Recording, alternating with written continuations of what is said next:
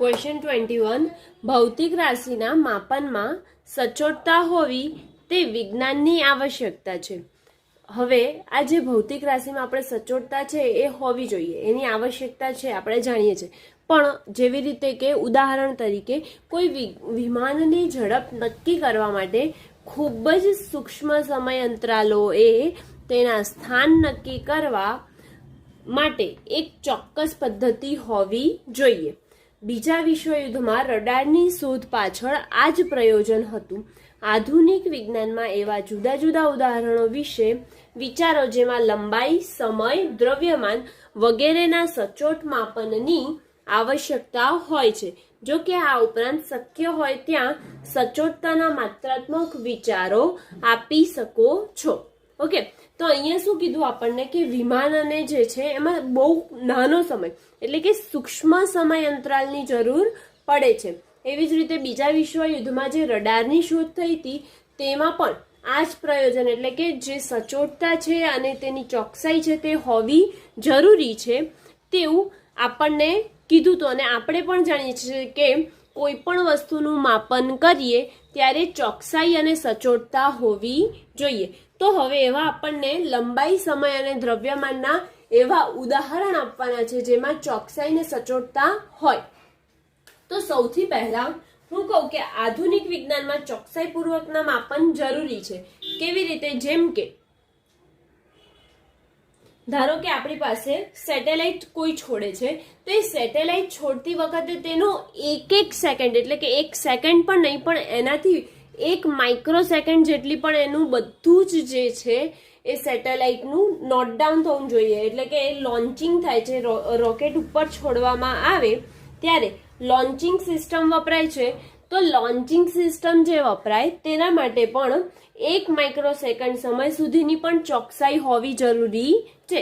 કેમ કે જો જરીક પણ આપણે ચૂકી ગયા તો તેમાં જે સેટેલાઇટનું જે કેમેરા કે જે પણ એ વિડીયોગ્રાફી કે જે પણ લેતું હોય તેનામાં છૂટી જાય છે। એટલે કે 1 માઇક્રો સેકન્ડ જેટલી પણ ચોકસાઈ હોવી જરૂરી છે। તો સૌથી પહેલા આપણે લખીએ આધુનિક વિજ્ઞાનમાં ચોકસાઈપૂર્વક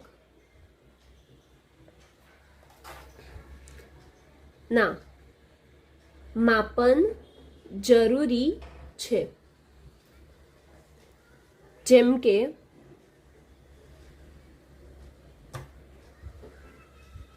સેટેલાઇટની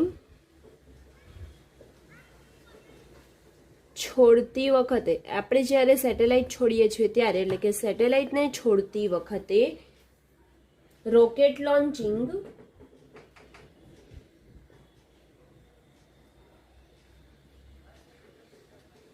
લોન્ચિંગ સિસ્ટમ વપરાય છે। એ વખતે 1 માઇક્રો સેકન્ડ સમય સુધીની ચોકસાઈ જરૂરી છે। હવે તેવી જ રીતે બીજું ઉદાહરણ લઈએ તો બીજા ઉદાહરણમાં જો લેઝર સાથે આપણે કામ કરતા હોઈએ તો લેઝર સાથે કામ કરતી વખતે જે અંતર માપે છે તેનું અંતર કેટલું હોવું જોઈએ? 1 એંગસ્ટ્રોમ જેટલી ચોકસાઈ જરૂરી છે। લેઝર સાથે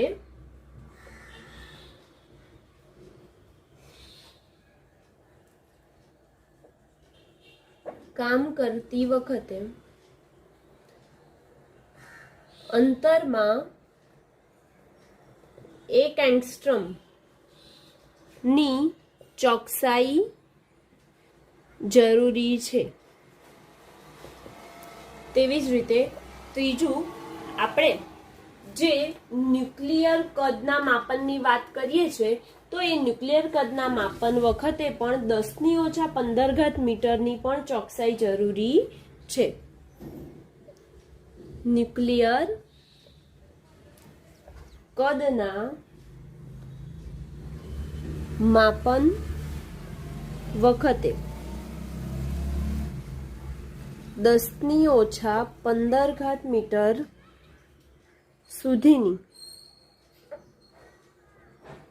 ચોકસાઈ જરૂરી છે. આપણે અહીંયા સમય, લંબાઈ અને દ્રવ્યમાન આ ત્રણની વાત કરવાની હતી. તેમાં સમયની વાત કરી 1 માઇક્રોસેકન્ડ, તેવી જ રીતે આ બંને લંબાઈની વાત થઈ ગઈ. 1 એંગસ્ટ્રોમ એટલે 10⁻10 મીટર, એટલે કે આ બંને લંબાઈની વાત થઈ ગઈ. પરંતુ હજી દ્રવ્યમાન એટલે કે દળની વાત બાકી છે. તો દળની વાત કરીએ તો અણુના દળ છે, જે નાના અણુઓ છે, બરાબર. તો એ અણુના દળ સ્પેક્ટ્રોગ્રાફની મદદથી માપીએ છીએ જ્યારે, તો તેમાં 10⁻30 જેટલી 10⁻30 કેજી જેટલી ચોકસાઈ હોવી જરૂરી છે. અણુના દળ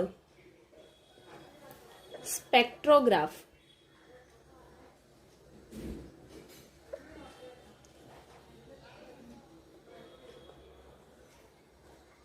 માપતી વખતે 10⁻30 કેજી જેટલી ચોકસાઈ જરૂરી છે.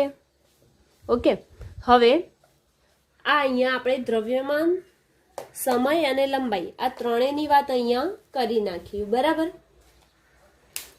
એટલે જે આધુનિક પ્રક્રિયાઓ જે હતી, આધુનિક વિજ્ઞાનમાં ચોકસાઈ અને સચોટતા જોઈએ તો સૌથી પહેલા આપણે ઉદાહરણ એ જ લીધું કે સેટેલાઇટ.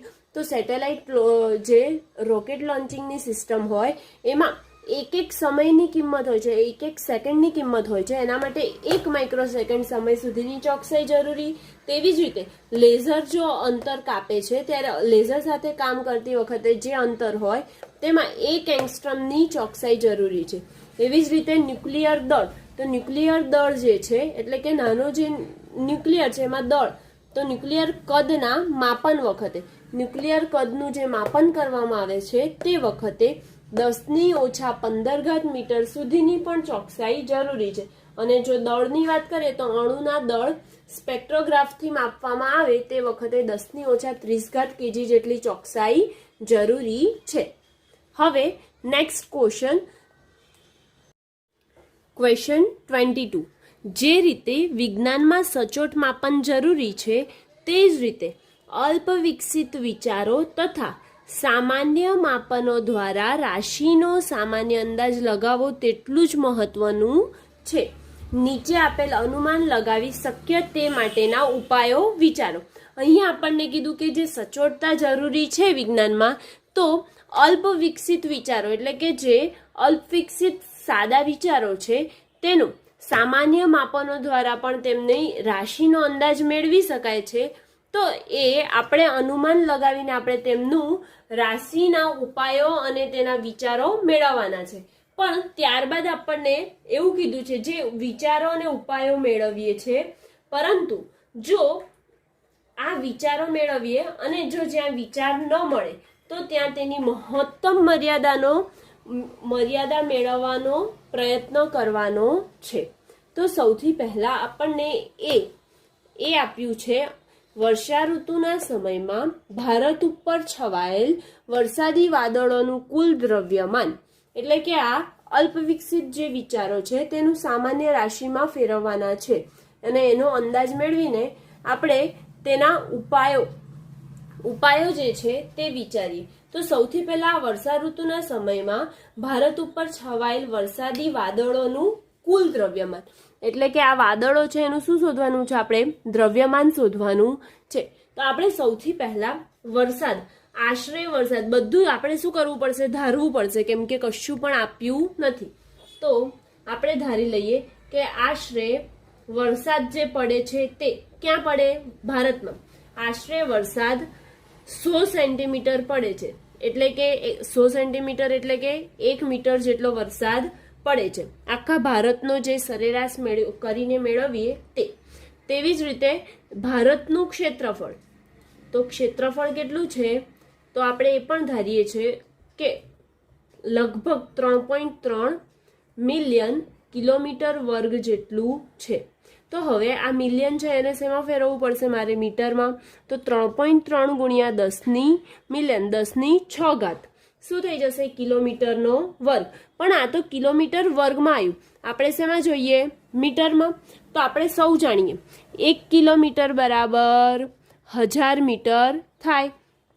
તો 1 કિલોમીટર બરાબર 1000 મીટર થાય તો આ બંને બાજુ આપણે શું કરવો પડશે? વર્ગ કરવો પડશે ને. તો આ બંને બાજુ વર્ગ કરીએ તો 1000 નો પણ શું થઈ જશે? વર્ગ, એટલે કે મીટરનો વર્ગ મળશે.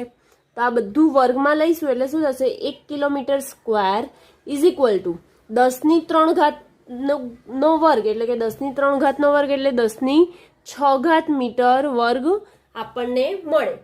હવે અહીંયા આપણે એની કિંમત મૂકીએ તો શું થઈ જશે? 3.3 ગુણ્યા 10⁻12 ઘાત 6 વત્તા 1 મિનિટ આપણે ફરીથી લખીએ, 6 વત્તા 6 કરીને જ લખીએ. 6 આ જે છે અને આ કિલોમીટર વર્ગના 6 આયા એટલે કે 10⁶ ઘાત મીટરનો વર્ગ. તો આધાર સરખા ઘાતોનો સરવાળો. તેથી ક્ષેત્રફળ શું થઈ ગયું? 3.3 ગુણ્યા 10⁻12 ઘાત મીટરના વર્ગનું થાય છે.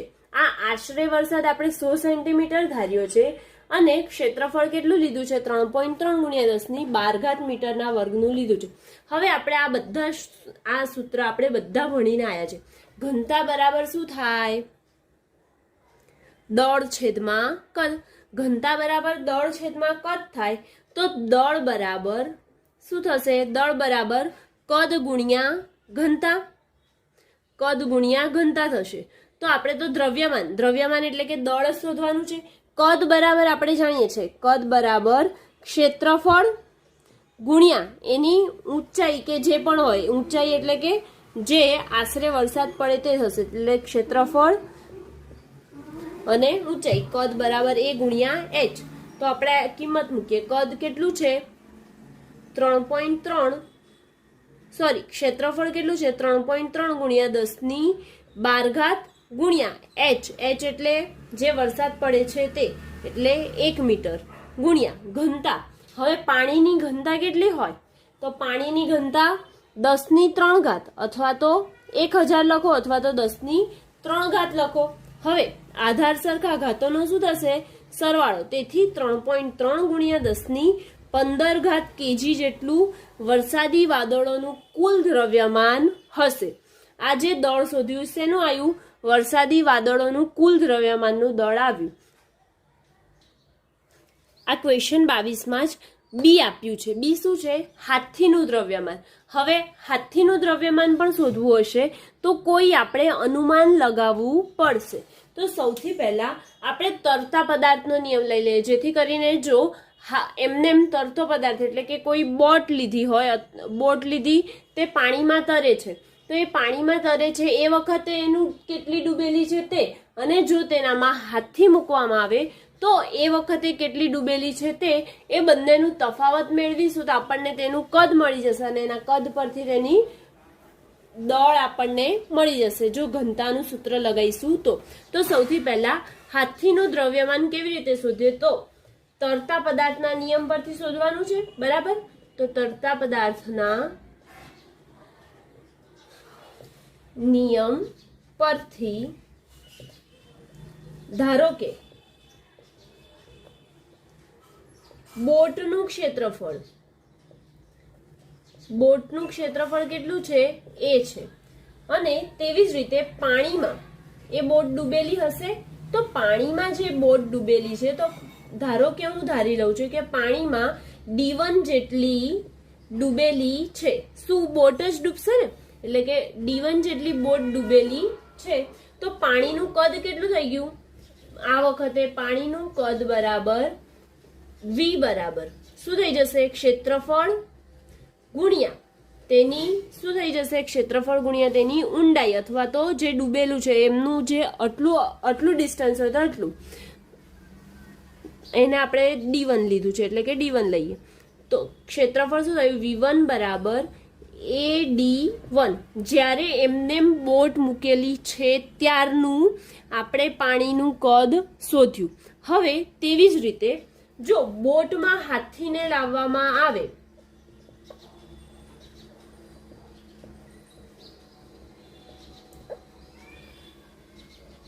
બોટનું ક્ષેત્રફળ તો તે જ રહેવાનું છે ને, બોટનું ક્ષેત્રફળ તો ચેન્જ થવાનું જ નથી, તે આપણે માપની જ મૂકી છે એટલે કે બોટમાં હાથીને લાવતા બોટનું ક્ષેત્રફળ ધારો કે એ છે, અને પાણીમાં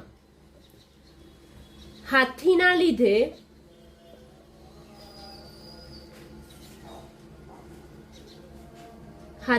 લીધે d2 જેટલી શું થાય છે, ડૂબેલી છે. હવે આ d2 જેટલી ડૂબેલી છે તો હવે પાણીનું કદ શોધવું પડશે ફરીથી.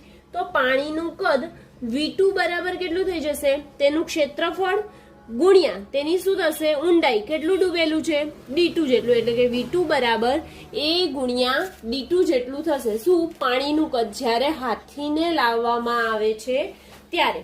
હવે આ બંને વચ્ચેનો શેનો કદ હાથીને લીધે જે કદ, ધારો કે આ બોટ અહીંયા પાણીની સપાટી પર આટલી ડૂબેલી હતી, બરાબર, તો આટલી ઊંડાઈ હતી d1. હવે જ્યારે હાથીને લાવ્યા ત્યારે આ આટલી ડૂબી ગઈ, તો આટલી બધી ડૂબી ગઈ ત્યારે એનું ઊંડાઈ કેટલી લઈ લીધી હતી આપણે, d2. તો હવે એમના કદમાં પણ તો ફેરફાર આવ્યો, તો કદમાં જે ફેરફાર આવ્યો તે આપણે લેવાનું છે. તો હાથીના લીધે સ્થાનાંતરિત કદ v બરાબર કેટલું થઈ જશે, v2 ઓછા v1. v2 ઓછા v1 એટલે કે a ગુણ્યા, એ કોમન થશે, પહેલેથી લખીએ આપણે ફરીથી. એ v2 બરાબર શું છે, a d2, તો a d2 લખ્યું, ઓછા v1 બરાબર શું છે, a d1, તો a d1. હવે આમાંથી શું કોમન નીકળે છે, a કોમન, d2 ઓછા d1. તેથી v બરાબર કેટલું આવ્યું આપણું, a ગુણ્યા d2 ઓછા d1. હવે આના પરથી પ્રવાહીની ઘનતા આપણને મળી જાય. હાથીનું દળ બરાબર શું થઈ જશે, આપણે જોયું ઘનતા બરાબર શું થાય, દળ છેદમાં કદ. તો દળ આપણે શોધવાનું છે, દળને પોતાની જગ્યા પર રાખીએ, કદ અને ઘનતાને ગુણી કાઢીએ તો શું થશે, કદ ગુણ્યા તેની ઘનતા. તો કદ કેટલું આવ્યું, a d2 ઓછા d1, અને જે પાણી કે જે પણ હતું તેની ઘનતા, તો આ ઘનતાનું રો થઈ ગયું. એટલે કે હાથીનું દળ કેટલું હશે, a ગુણ્યા d2 ઓછા d1 ગુણ્યા રો, એટલે કે એની ઘનતા જેટલું થાય છે. ક્વેશ્ચન 22 માં જ સી, આંધી દરમિયાન પવનની ઝડપ. હવે આંધી દરમિયાન પવનની ઝડપ જે ચેન્જ થાય છે અથવા શું આવે છે તેનું અનુમાન લગાવીને આપણે તે મેળવીએ. તો સૌથી પહેલા આપણે હલકો પદાર્થ એટલે કે હલકી કોઈ વસ્તુ લઈ જઈએ. ધારો કે મારી પાસે એક ફુગ્ગો છે. હવે એ ફુગ્ગો એ સ્થાન ઉપર છે, આ ફુગ્ગો એ સ્થાન ઉપર છે અને એથી તે ઓ ઊંચાઈ સુધી જાય છે. કઈ જાય છે, એથી ઓ ઊંચાઈ સુધી જાય છે. તો તેમની વચ્ચેની ઊંચાઈ કેટલી થઈ ગઈ, h જેટલી થઈ ગઈ. તો હવે જમીન પરથી h ઊંચાઈએ જે હવા ભરેલો ફુગ્ગો છે તે મૂકીએ તો એનું સ્થાન કયું છે, ફુગ્ગાનું સૌથી પહેલા એ છે, અને ક્યાં જાય છે, h ઊંચાઈ એટલે કે ઓ બિંદુએ જાય છે. તેથી આપણી પાસે OA બરાબર શું થઈ ગયું, અહીંયા OA બરાબર h થઈ ગયું. અને જો એ ફુગ્ગો t સમયમાં, કેટલું, t સમયમાં x જેટલું અંતર કાપે છે અને બી બિંદુએ પહોંચે છે. શું બોલી હું ફરીથી, કે ફુગ્ગો જે હતો તો એ ફુગ્ગો આંધીના લીધે હવા ભરેલો હતો. તો સૌથી પહેલા પ્રથમ સ્થાન તેનું શું હતું, એ હતું. હવે આ એ સ્થાનથી જઈને ઉડીને ક્યાં જાય છે, ઓ ઊંચાઈ સુધી જાય છે. હવે આ ઓ ઊંચાઈ સુધી જાય છે અને આ જે બી સ્થાન પર પાછું જાય ત્યારે તેના માટે લાગતો સમય અને એ ટી છે અને તેમની વચ્ચેનું અંતર શું છે, x છે, બરાબર. તો હવે આપણે શું શોધવાનું છે, આંધી દરમિયાન ઝડપ શોધવાની છે. તો આપણે આ ફુગ્ગા પરથી કેટલી ઝડપની આંધી આવી હશે તે શોધી શકીએ. તો સૌથી પહેલા આપણે OA બરાબર h લખ્યું. તેવી જ રીતે એ સ્થાન, એ ફુગ્ગો ટી સમયમાં બી સ્થાને આવે તો કેટલું ખસે છે, એ થી બી જેટલું ખસે છે. બી બિંદુ જોડે પહોંચ્યો તો તેમની વચ્ચેનું અંતર કેટલું આવ્યું, AB બરાબર x જેટલું આવે છે. તો AB બરાબર x થયું. હવે આપણે કોઈ સ્થાનાંતરના લીધે તેના પર આ બિંદુ O જે છે ત્યાં કોઈ ખૂણો થીટા બને છે તેવું વિચારવામાં આવે. તો તેથી થીટા બરાબર આપણે શોધીશું. તો થીટા બરાબર ધારો કે આપણે tan થીટા લઈ લઈએ. શું લઈ લઈએ? tan theta. તો tan થીટા બરાબર શું થશે? tan થીટા બરાબર સામેની બાજુ છેદમાં પાછળની બાજુ. તો સામેની બાજુ છેદમાં પાછળની બાજુ. સામેની બાજુ શું છે? AB અને પાછળની બાજુ શું છે? OA. એટલે OA. ખૂણાની સામેની બાજુ અને ખૂણાની જ પાછળની બાજુ એટલે AB છેદમાં OA. હવે આ જે AB છેદમાં OA આવ્યું, હવે આપણે એની કિંમત મૂકીએ. તેથી tan theta equal to AB is equal to શું છે? x upon OA equal to શું છે? h. તેથી tan theta equal to x upon h. પણ આપણે જાણીએ છીએ આપણને શું શોધવાનું છે? ઝડપ. પણ સૌથી પહેલા તેના માટે અંતર જોઈશે. તેથી x બરાબર શું થઈ જશે? h into tan theta. હવે આના માટે કોઈ ચોક્કસ x અંતર કાપવા માટે શું લાગ્યો તો? ચોક્કસ સમય. તો ધારો કે તે લાગેલો સમય શું છે? t છે. તો હવે લાગેલો સમય જે t હોય તેને શું કરવું પડે? આપણે ભાગવું પડે.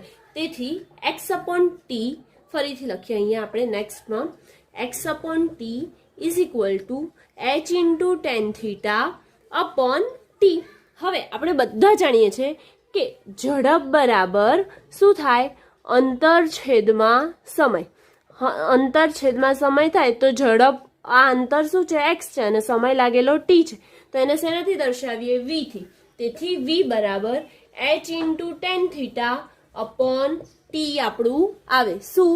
આંધી દરમિયાન પવનની ઝડપ જે શોધવાની હતી તે કેટલી આવે? h into tan theta upon t જેટલી તેની ઝડપ આવે છે. હવે નેક્સ્ટ આપણે જોઈશું D. તમારા માથાના વાળની સંખ્યા. હવે આપણે જે માથામાં છે તે વાળની સંખ્યા, તો હવે દરેકનું માથું સાઈઝ અલગ અલગ હશે, બરાબર? તો હવે સાઈઝ અલગ અલગ હશે તો આપણે કોઈ પણ એક વ્યક્તિનું ધારવું જ પડશે ને, અનુમાન લગાવવું પડશે. ધારો કે વ્યક્તિના માથાના 8 સેન્ટીમીટર ત્રિજ્યામાં શું છે? વાળ છે. કોઈ વ્યક્તિ છે તેના માથામાં 8 સેન્ટીમીટર ત્રિજ્યામાં વાળ છે અને તેવી જ રીતે વાળની જાડાઈ ધારી લઈએ. ધારો કે વાળની જાડાઈ પણ કેટલી છે? 10 ગુણ્યા 10⁻5 સેન્ટીમીટર જેટલી એ વાળની જાડાઈ છે. તો હવે વાળની સંખ્યા શોધવા માટેનું સૂત્ર આપણે લખી કાઢીએ. તો વાળની સંખ્યા બરાબર શું થઈ જશે? તે માથાનું એટલે કે વ્યક્તિના માથાનું ક્ષેત્રફળ છેદમાં એક વાળની આડછેદનું ક્ષેત્રફળ. તો સૌથી પહેલા શું લખીશું? વ્યક્તિના માથામાં ઘેરાયેલ વાળ દ્વારા ઘેરાયેલ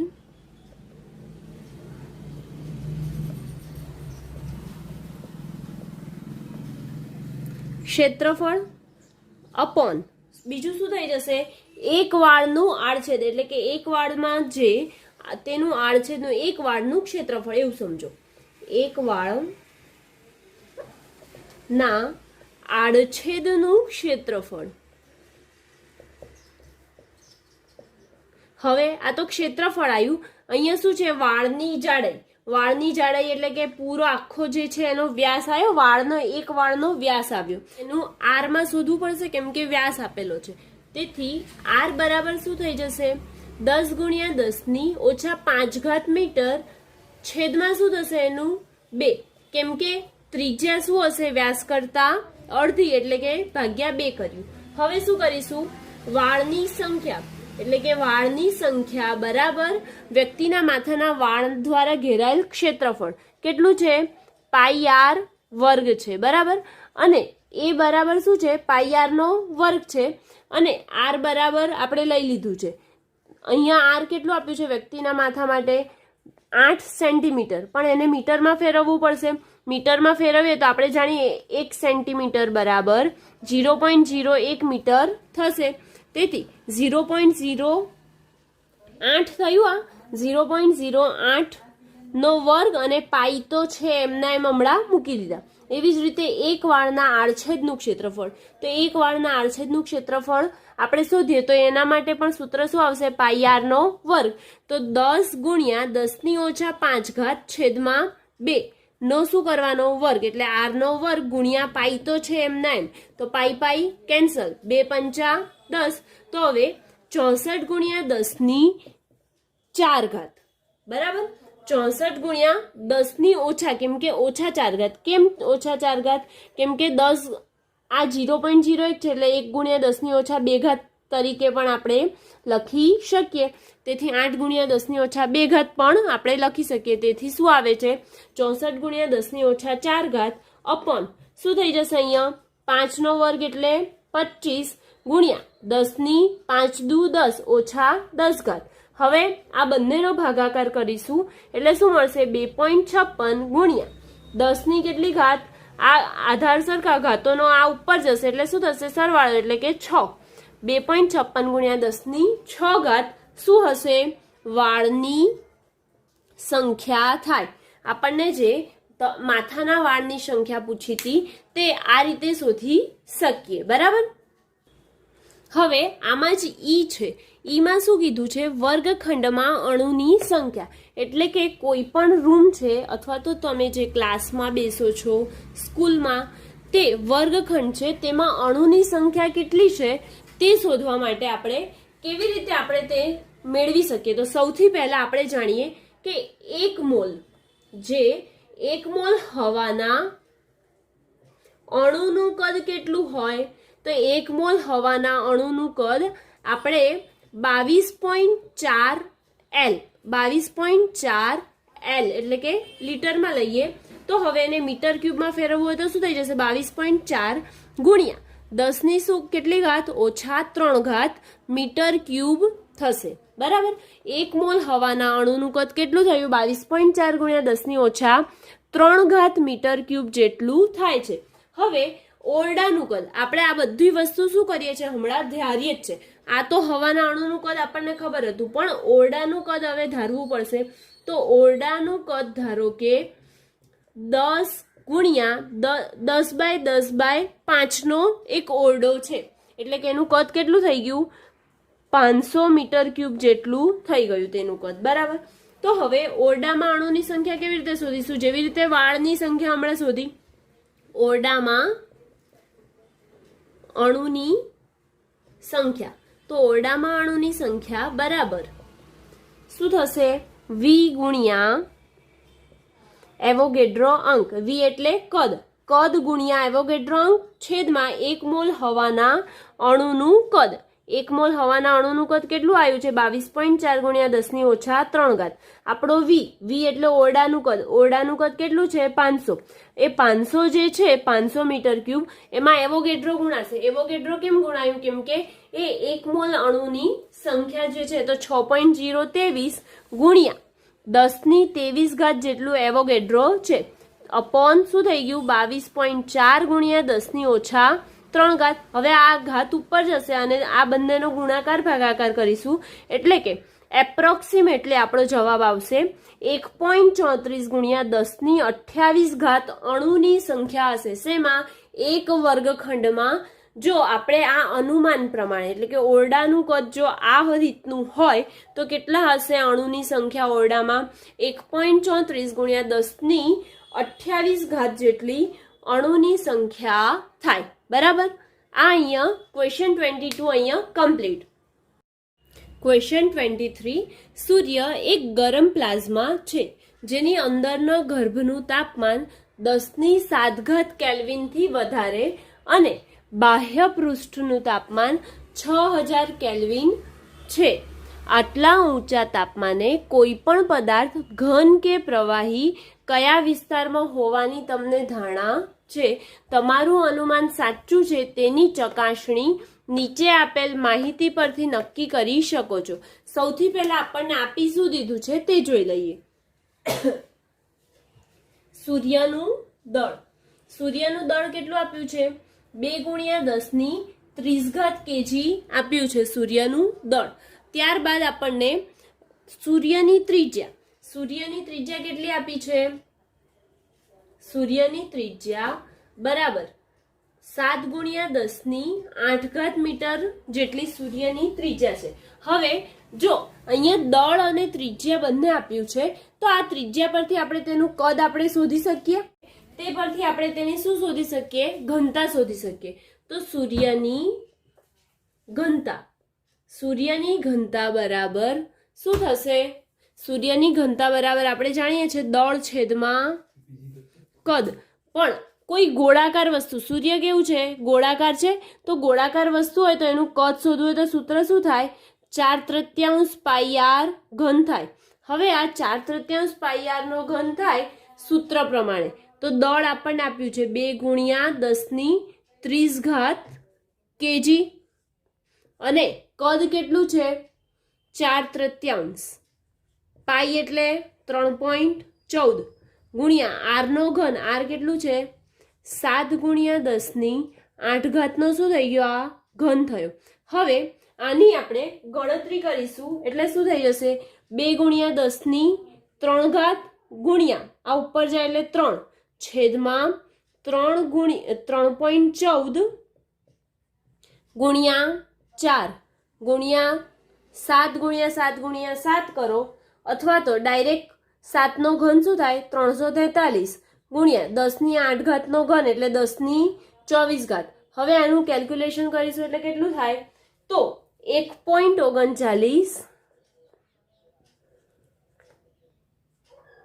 ગુણ્યા 10⁻³ ના ક્રમનું થાય છે. શું? જે સૂર્યની ઘનતા છે એનું આપણે દળ ભાગ્યા કદ કરીએ તો કદ કોઈ પણ ગોળાકાર વસ્તુ છે, ધારો કે આ સૂર્ય ગોળાકાર છે તો તેને 4/3 πr ઘનથી કરીએ તો તેનું શું આવે? 1.39 ગુણ્યા 10⁻³ ઘનતાનો એકમ શું થશે? કેજી પર મીટર ક્યુબ. ઘનતાનો એકમ કેજી પર મીટર ક્યુબ એટલે કેજી પર મીટર ક્યુબ થશે. એટલે કે આપણે જો હજી રાઉન્ડ ઓફ કરીને લખવું હોય તો લખી શકીએ કે 39 છે તો રાઉન્ડ ઓફ કરીએ એટલે શું થઈ જશે? 1.4 ગુણ્યા 10⁻³ કેજી પર મીટર ક્યુબ થાય છે. પણ અહીંયા આપણને પૂછ્યું છે કે આ જે કદ છે તે ઘનતા ઊંચી છે. હવે પ્લાઝમાની ઘનતા કેવી છે? બહુ વધારે છે. તો કેમ વધારે? તેના પર સૂર્યની અંદરના ભાગના લીધે બહારના ભાગ પર શું લાગે છે? આકર્ષણ બળ લાગે છે. માટે સૂર્યની અંદરના ભાગના લીધે બહારના ભાગ પર શું લાગે છે?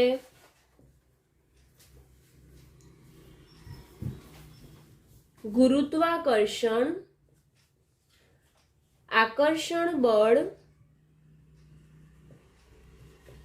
લાગે છે. માટે પ્લાઝમાની ઘનતા ઊંચી છે.